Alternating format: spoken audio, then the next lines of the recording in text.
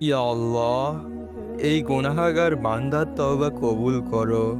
সেই ঘরের দিকে একবার ডাক দাও যেখানে হযরত ইব্রাহিম আলাইহিসসালাতু ওয়াসসালাম সিজদা দিয়েছিলেন, যেখানে তাওয়াব করে অশ্রু ফেলেছিলেন তোমার প্রিয় রাসূল সাল্লাল্লাহু আলাইহি ওয়াসাল্লাম।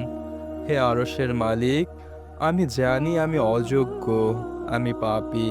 কিন্তু কাবার সামনে দাঁড়িয়ে লাব্বাইক বলার জন্য এই অন্তর কাঁদে। জমজমের পানি খেয়ে চোখের পানি মেশানোর জন্য এই হৃদয় আকুল। হে দয়াময় রব, আমি জানি আমার কোনো আমল নেই, কিন্তু তোমার করুণা আছে। তুমি তো সবাইকে হজে যাওয়ার সুযোগ করে দিয়েছ। তবে আমাকে কেন নয় ইয়া আল্লাহ? আমাকে একবার, শুধু একবার তোমার ঘরে দাওয়াত দাও, যেন চোখের পানিতে আমার সব পাপ ধুয়ে যায়।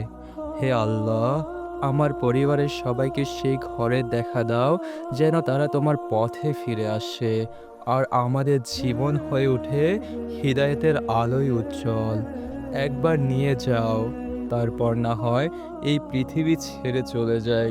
কিন্তু একবার, একবার কাবার সামনে দাঁড়িয়ে বলি, লাব্বাইক আল্লাহুম্মা লাব্বাইক।